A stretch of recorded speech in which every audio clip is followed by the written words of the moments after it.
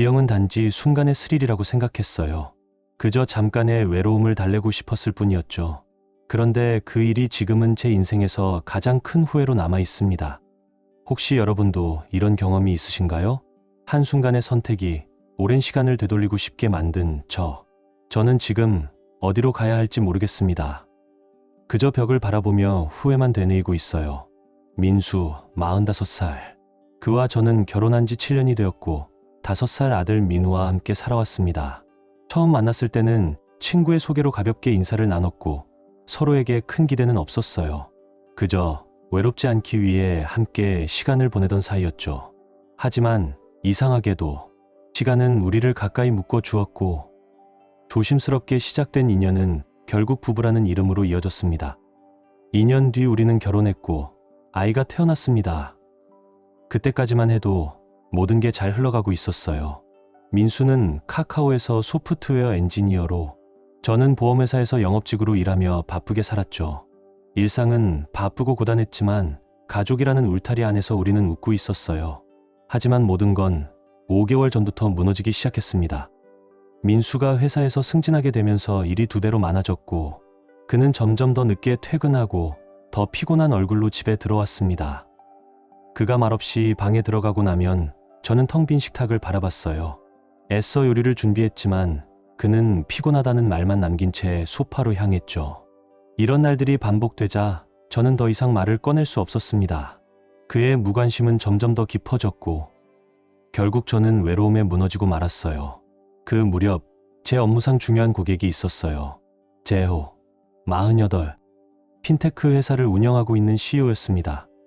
저에게는 그 회사의 보험 계약을 따내는 것이 매우 중요했고 회사는 물론 저의 커리어에도 결정적인 일이었죠. 상사는 말했어요. 그 고객 마음만 얻으면 실적은 끝난 거야. 신뢰를 쌓고 편하게 대화를 이끌어봐. 그 말에 저는 처음엔 주저했지만 곧 자연스럽게 재호와 더 가까워졌습니다. 단지 일 때문이었어요. 정말 그랬습니다. 하지만 마음은 쉽게 선을 지키지 못하더군요. 민수의 무관심은 제 마음을 자꾸만 허전하게 만들었고 저도 모르게 재호에게서 따뜻함을 찾기 시작했습니다. 처음엔 단순한 식사 자리였어요. 계약과 관련된 서류, 절차, 시장 상황 모두 일 이야기였죠. 그런데 그 자리에서 재호는 섬세하게 다가왔어요. 직접적인 말은 없었지만 그의 시선과 말투엔 미묘한 온기가 묻어 있었습니다. 하루는 제가 물컵을 엎질렀을 때 그는 조용히 웃으며 제 눈을 똑바로 바라보았죠. 저는 당황해서 화제를 돌렸지만 그때부터였어요. 집에서는 느껴본 적 없는 관심이 다르게 다가왔던 건 민수가 아닌 누군가의 눈에 제가 여자로서 비춰지고 있다는 느낌. 그게 그렇게 큰 파문을 일으킬 줄은 몰랐습니다. 물론 저도 알고 있었어요. 이런 감정이 올바르지 않다는 거요. 그럼에도 불구하고 저는 그 시선을, 그 대화를 감사하게 여기고 있었습니다. 민우는 그때 장기 캠프 프로그램에 참여하고 있었고 집은 더 조용했고 더 외로웠습니다. 재호는 저를 식사에 자주 초대했고 저는 그 시간을 통해 업무의 긴장도, 가정의 공허함도 잠시 내려놓을 수 있었습니다. 그는 점점 더 제게 익숙해졌고 저는 점점 더 선을 지키는 것이 어려워졌습니다. 집에 돌아오면 민수는 이미 서재에 들어가 문을 닫아버렸고 식탁에는 이미 식지 않은 저녁만이 남아 있었습니다. 그날 저는 거울을 보며 문득 이렇게 생각했어요. 우리는 가족일까? 아니면 그냥 같은 공간에 머무는 동거인일까? 그리고 그 생각이 저를 무너지게 만들었습니다. 그날 이후 저는 재호와 거리를 두기로 마음먹었습니다. 계약도 거의 마무리되었고 제 감정도 여기서 멈춰야 한다고 생각했거든요. 스스로에게 말했죠. 이건 한 번의 실수였어. 이제 끝이야. 민수와 민우, 그들에 대한 책임을 잊지 않기 위해 저는 더 바쁘게 살았습니다. 업무에 집중했고 대부분의 저녁 시간을 사무실에서 보냈죠. 하지만 그럴수록 집이라는 공간은 더 낯설고 차가워졌습니다. 예전엔 문을 열면 따뜻한 기운이 반겨주곤 했는데 이제는 그저 의무처럼 존재하는 장소가 되어가고 있었습니다. 민우는 여전히 장기 캠프에 있었고 민수와는 아무리 대화를 시도해도 감정의 벽만 느껴졌습니다. 그는 여전히 바빴고 피곤했고 제게 관심을 두지 않았습니다. 그런 일상 속에서 재호는 완전히 사라졌죠. 그날 밤 이후 단 한 번의 연락도 없었습니다. 솔직히 그게 당연하다고 생각했어요. 하지만 마음 한편으론 너무나 조용한 그의 반응이 의외였습니다. 그러던 어느 금요일, 늦은 퇴근길, 회사 현관 앞엔 아직은 얼굴이 기다리고 있었습니다. 바로 재호였습니다. 그는 아무 말 없이 다가와 저를 안았고 그동안 보고 싶었어요. 라고 말했습니다. 그의 갑작스러운 등장에 저는 당황했고 마음은 혼란스러웠습니다. 그날은 실수였어요. 다시는 그러면 안 돼요. 제 입은 그렇게 말했지만 그의 눈빛은 그렇게 쉽게 물러서지 않았습니다. 그게 정말 실수라고 생각해요? 나는 아니었어요. 당신도 그랬잖아요. 그 말에 제가 애써 세워두었던 경계가 흔들렸습니다. 그리고 다시 입을 맞췄습니다. 그 순간은 낯설고 복잡했지만 동시에 마음 깊은 울림이 있었습니다. 그날 이후 저는 다시 선을 넘는 선택을 하게 되었습니다. 재호는 우리의 상황을 이해한다고 했고 함께 보이지 않게 조심하면서 평소처럼 친구처럼 지내자고 했죠. 저는 그 제안을 받아들였고 우리는 그렇게 다시 시작됐습니다. 민수는 이상할 만큼 아무 말이 없었습니다. 제가 늦게 들어가거나 연락이 잘 안 되는 날이 많아졌는데도 그는 그냥 모호한 대답만으로도 더는 캐묻지 않았어요. 그게 더 아팠습니다. 그의 침묵이 믿음이 아니라 무관심이라는 생각이 들었거든요. 재호와의 관계는 조심스러웠지만 편했습니다. 그와 함께 있는 시간은 오랜만에 나라는 사람을 다시 느끼게 했습니다. 작은 대화 하나, 짧은 산책 하나에서도 감정이 살아났습니다. 그와 함께 있을 때면 결혼 생활 속에서 잊고 살았던 설렘과 모험심이 떠올랐습니다. 물론 그 감정이 오래가선 안 된다는 걸 알고 있었지만 그 감정을 즐기고 있는 나를 부정할 수도 없었습니다. 시간은 흘러 민우가 캠프를 마치고 돌아올 시기가 되었습니다. 저는 스케줄을 다시 조정했고 재호와의 만남도 줄이게 되었지만 우리는 여전히 방법을 찾아 시간을 보냈습니다. 하지만 마음 한켠에는 불안감이 자라났습니다. 이 관계가 어디로 향하는지, 어떤 결말을 맞이하게 될지 저조차도 확신이 없었습니다. 하루는 제가 솔직하게 말했어요. 우리 이렇게 계속해도 되는 걸까? 그는 말했습니다. 지금은 그냥 하루하루만 생각하자고요. 그게 우리가 할 수 있는 최선일지도 몰라요. 그 말은 제게 위로였고 동시에 현실이었습니다. 민수는 여전히 일에만 몰두했고 주말에도 아빠로서는 성실했지만 남편으로선 존재하지 않았습니다. 그의 무관심이 이제는 익숙해졌고 저 역시 더 이상 그에게 뭔가를 기대하지 않게 되었습니다. 한때 저는 이 결혼을 끝내고 싶다는 생각도 했지만 그때마다 떠오른 건 민우의 얼굴이었습니다. 민수가 남편으로는 부족했지만 민우에게는 세상에서 가장 좋은 아빠였거든요. 그가 민우에게 보여주는 사랑과 헌신은 제가 쉽게 아이를 데려올 수 없다는 현실을 다시 떠올리게 했습니다. 그래서 저는 그 어떤 감정보다 민우를 위해 이 결혼을 유지해야겠다고 생각했습니다. 아이를 품에 안고 있을 때 모든 후회와 불안은 잠시 잊혀졌습니다. 제 커리어는 잘 풀리고 있었고 재호와의 관계도 제 감정을 채워주고 있었으며 겉으로 보기엔 우리 가정은 안정되어 보였습니다. 하지만 그 모든 균형이 얼마나 쉽게 무너질 수 있는지 저는 곧 알게 되었습니다. 민수는 여전히 일에 파묻혀 있었습니다. 그는 제가 어떤 표정을 짓는지, 하루가 얼마나 힘들었는지 전혀 관심이 없어 보였어요. 솔직히 제가 그의 인생에서 사라진다 해도 아마 눈치조차 채지 못할 것 같았습니다. 그때부터 저는 일정을 조금 바꾸기로 했습니다. 퇴근 후엔 민우와 시간을 보내기 위해 점심시간에 재호와 만나기로 했죠. 재호는 모든 걸 이해해줬습니다. 제 상황에 맞춰주고 오히려 배려하는 태도로 저를 편하게 해주었죠. 그의 그런 모습은 제가 오래전부터 갈망했던 따뜻함 그 자체였습니다. 저는 생각했어요. 지금 모든 게 제자리에 있는 것 같아. 균형도 있고 계획도 있고 감정도 통제되고 있어. 하지만 인생이란 게 참 가장 조심할 때 가장 쉽게 무너지더군요. 그날도 평소처럼 재호와 점심을 먹기로 했던 날이었습니다. 회사 건물을 나서던 중 계단에서 핸드폰을 떨어뜨리고 말았어요. 화면은 깨졌고 전원이 꺼진 채 다시 켜지지 않았습니다. 나중에 고쳐야지. 별일 아니라고 생각했어요. 약속 시간에 늦고 싶지 않았거든요. 점심이 끝나갈 무렵 재호는 잠깐 자기 집에 들렀다 가자고 했습니다. 그날은 금요일이었고 저는 일찍 퇴근해도 무방한 상황이었죠. 그래서 아무렇지 않게 따라갔습니다. 그리고 저녁 6시쯤 집에 도착했을 때 현관 앞에서 수진이 저를 기다리고 있었습니다. 그녀의 얼굴은 당황함과 불안으로 가득 차 있었습니다. 민우가 학교에서 고열이 났어요. 선생님이 연락을 여러 번 시도했지만 닿지 않았고 결국 민수 씨가 연락을 받고 병원으로 데려갔어요. 그 말을 듣자 저는 온몸이 굳어버렸습니다.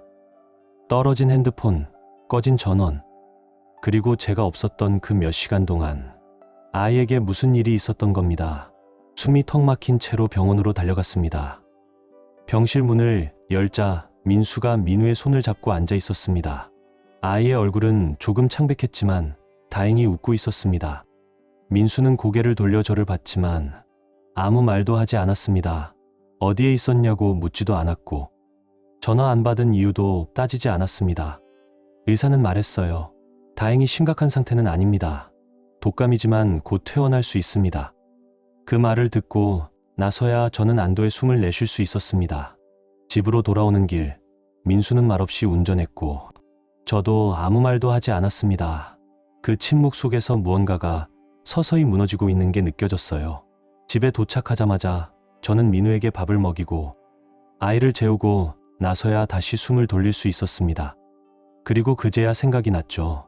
내일은 핸드폰을 꼭 고쳐야겠다. 하지만 문제는 고장난 기계가 아니라 무너지고 있는 신뢰였습니다. 그날 밤 저는 민우의 방에서 자기로 했습니다. 낯선 불안함이 밀려왔지만 아이의 숨소리를 들으며 잠들면 조금은 안심이 될 것 같았죠. 새벽 2시쯤이었을까요? 누군가 방문 앞에 서 있는 낌새에 눈을 떴습니다.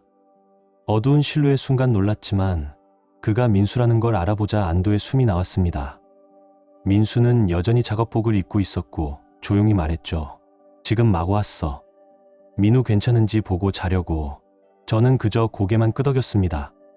말을 붙이기엔 마음이 너무 복잡했거든요. 그는 한참을 조용히 서 있다가 조심스럽게 물었습니다. 낮에 민우 선생님이 몇 번이나 전화했다고 하던데 너는 어디 있었어? 저는 짧게 답했습니다. 핸드폰이 고장나서 몰랐어. 그는 고개를 살짝 갸웃하더니 책장 위에 놓인 채 고장난 핸드폰을 손가락으로 가리켰습니다. 근데 너 회사에 없었다고 하더라. 그 말에 숨이 멎는 듯 했습니다. 그는 말했습니다. 내가 사무실에 전화했거든. 점심 먹으러 나간 후엔 다시 안 왔다더라. 그 순간 머릿속이 하얘졌습니다. 무엇을 어떻게 대답해야 할지 몰랐어요.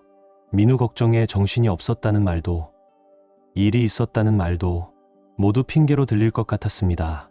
저는 결국 급히 준비한 대답을 내뱉었죠. 늦게 잡힌 회의가 있어서 그쪽으로 바로 갔어.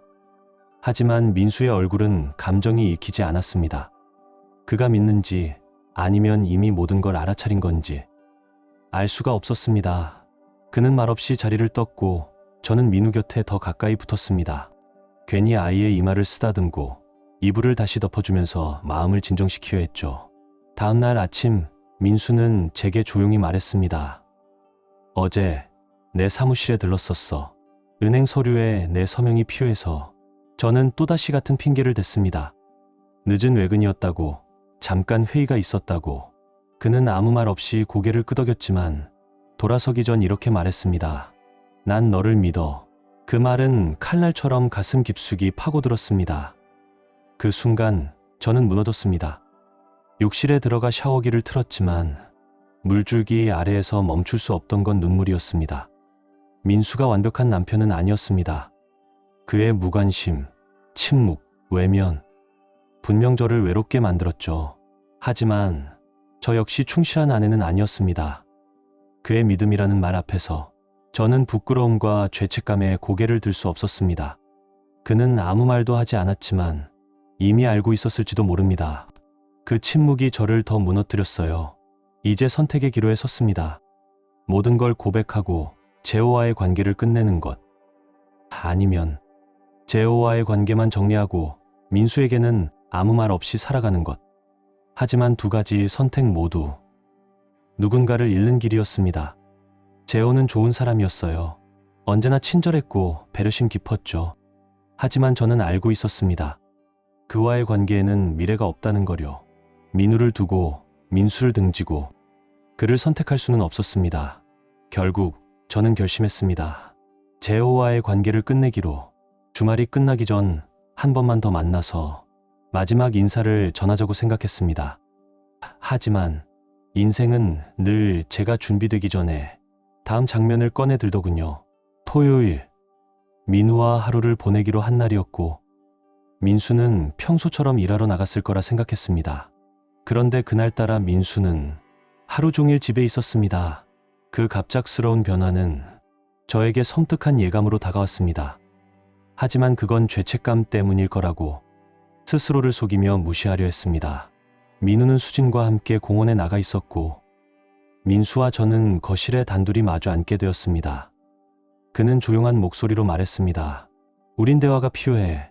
그 순간까지도 저는 그가 아무것도 모른다고 생각했습니다. 차분한 표정, 흔들림 없는 목소리, 모두 저를 안심시켰죠. 하지만 그건 잘 짜인 침묵이었습니다. 민수는 조용히 말을 이었습니다. 처음엔 단순한 피로라고 생각했어. 근데 내가 자꾸 늦고 연락도 안 되고 이상하더라. 그리고 그는 조용히 가방에서 한 장의 사진을 꺼냈습니다. 거기엔 점심시간 사무실 근처에서 재호와 제가 함께 있는 모습이 담겨 있었습니다. 우리는 웃고 있었고 심지어 입을 맞추고 있었습니다. 더는 변명할 수 없었습니다. 부인할 수도 없었습니다. 저는 고개를 숙이고 처음부터 끝까지 모든 걸 털어놓았습니다. 민수는 묵묵히 제 이야기를 들었습니다. 승진 이후 우리가 멀어졌던 이야기, 그 틈을 메워준 재호의 존재, 그리고 끝내고 싶었지만 끝내지 못했던 제 마음까지. 제가 말했습니다. 월요일에 다 정리하려고 했어요. 하지만 그는 믿지 않는 눈치였습니다. 가볍게 웃으며 말했죠. 거짓말은 이제 안 해도 돼. 난 이미 다 알고 있었어. 그제서야 저는 알았습니다. 그가 얼마나 오래 참고 있었는지를. 그의 침묵이 단순한 무관심이 아니라 저에게 기회를 주기 위한 마지막 배려였다는 것을. 나는 너를 믿었어. 그래서 기다렸어. 그의 그 말에 저는 더 이상 아무 말도 할 수 없었습니다. 그는 잠시 저를 혼자 두고 생각할 시간을 주었고 그 후 물 한 잔과 함께 봉투를 들고 돌아왔습니다. 저는 그 봉투를 보고 즉시 그 안에 무엇이 들어있는지 알았습니다. 그건 바로 이혼 서류였습니다. 그는 재호와 제가 주차장에서 함께 있는 모습을 보고 그 서류를 준비했다고 했습니다. 저는 깜짝 놀라며 그 봉투를 망설이며 받았습니다.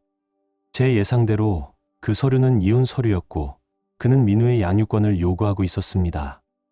저는 반대했지만 그는 그것이 우리 아이를 위한 최선의 선택이라고 주장했습니다. 저는 그 조건 하에서는 서명할 수 없었습니다. 그는 경고하며 만약 서명하지 않으면 민우에게 불륜에 대해 말하겠다고 했습니다. 그럼 민우가 저를 원망할지도 모른다고요. 저는 그가 그런 방법을 쓸 것이라고 생각하지 않았지만 그 가능성에 대해서는 너무 충격적이었습니다. 민수는 그 어떤 방법도 써서라도 원하는 것을 얻겠다고 결심한 것 같았습니다. 제 불륜은 이미 상처를 남겼고 민우가 저를 원망하는 것을 상상하는 것만으로도 견딜 수 없었습니다. 그래서 저는 민수에게 그 위협을 실행하지 말아달라고 간절히 부탁했습니다. 하지만 제 눈물 어린 간청에도 불구하고 그는 결심을 굽히지 않았습니다. 그는 저에게 이혼 서류에 서명할 시간을 단 이틀만 주었고 재호와의 관계를 즉시 끝내라고 강요했습니다. 그가 민우에게 우리가 함께 있는 사진을 보여주겠다고 위협했기 때문에 저는 그런 충격적인 이미지를 민우에게 보여주지 않도록 할 수 없었습니다. 저의 최우선 목표는 민우의 안정적이고 건강한 미래를 보장하는 것이었습니다. 거실에 홀로 남겨진 저는 재호에게 전화를 걸어 우리의 관계를 끝내기로 했습니다. 재호는 민우가 우선이어야 한다는 것을 이해했고 반박하지 않았습니다. 그는 저에게 잘 되기를 바란다며 필요하면 언제든지 도와주겠다고 말했습니다. 모든 상황에도 불구하고 저는 그의 이해와 친절에 감사함을 느꼈습니다. 저는 변호사에게 연락하여 이혼 서류의 양육권 조건에 대해 상담을 받았습니다. 변호사는 제가 그 조건을 거절하고 민우의 전적인 양육권을 요구할 수 있다고 말했습니다. 하지만 저는 민수와의 불륜에 관련된 협박을 변호사에게 말할 수 없었습니다. 우리의 통화는 곧 끝났습니다. 저는 길에 몰린 기분이었고 유리한 선택지가 없다는 느낌을 받았습니다. 어떤 길을 선택하든 서류에 서명하지 않으면 민우를 잃을 것 같았습니다.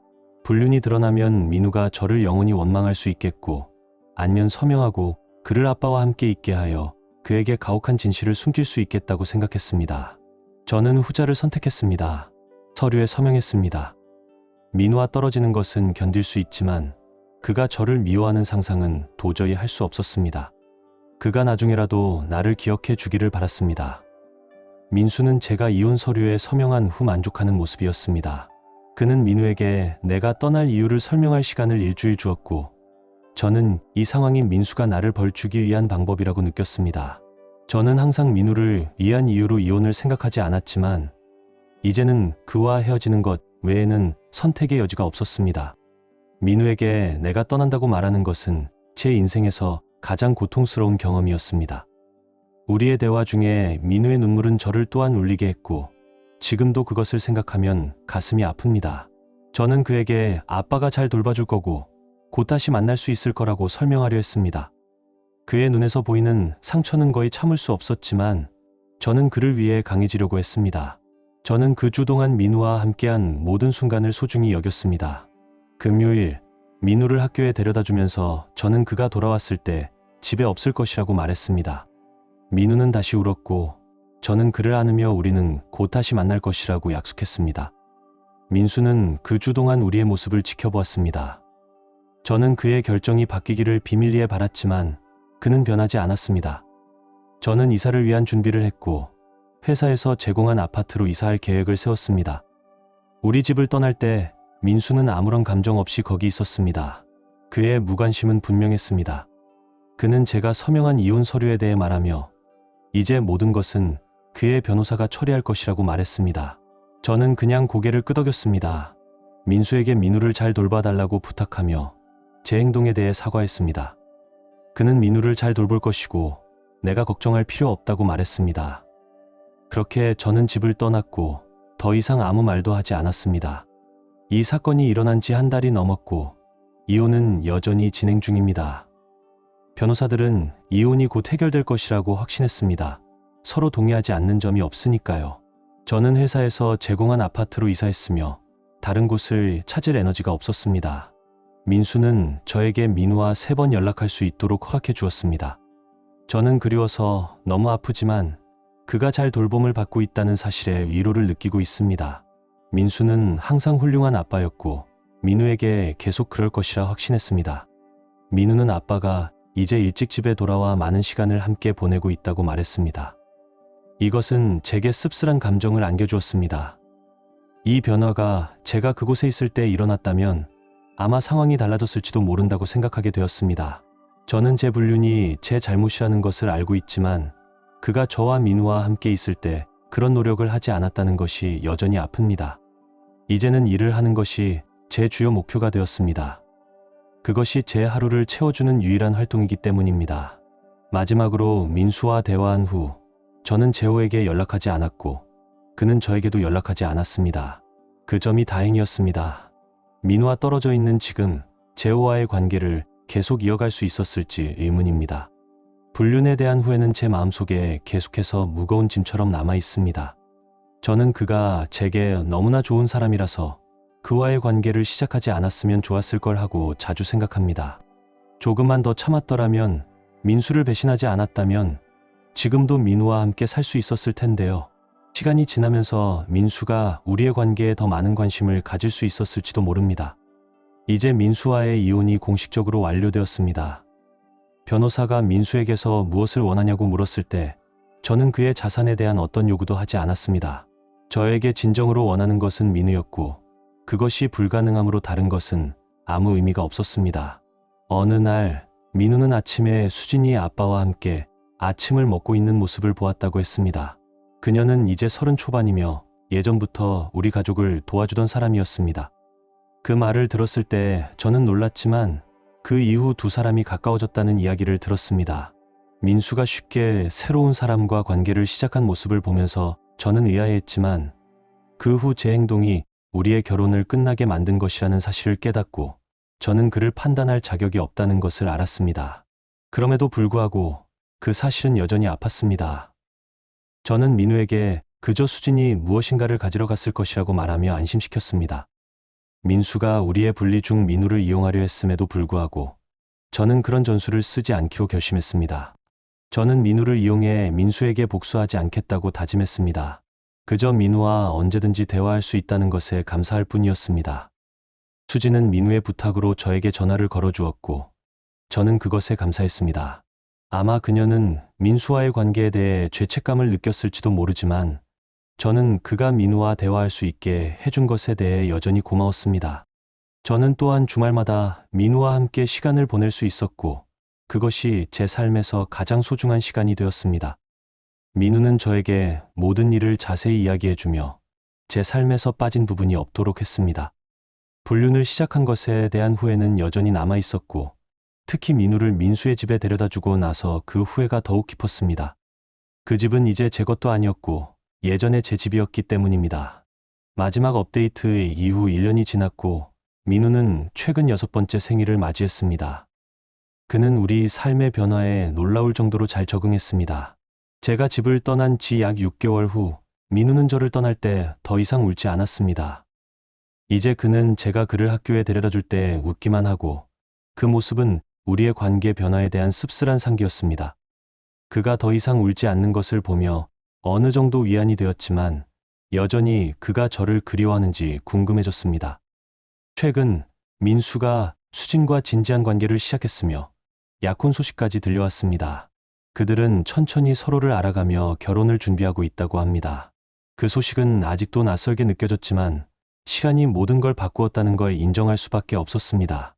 민수는 그 기회를 이용해 저에게 그들의 약혼과 결혼식 계획에 대해 알려주었습니다. 저는 웃음을 짓고 그의 표정은 제가 느끼고 있는 불편함을 즐기는 것처럼 보였습니다. 그들은 다시 서로를 끌어안았고 저는 그가 이 순간을 저의 불륜에 대한 복수로 이용하려 한다는 생각을 지울 수 없었습니다. 민우에게 작별 인사를 한 후 저는 집을 떠났습니다.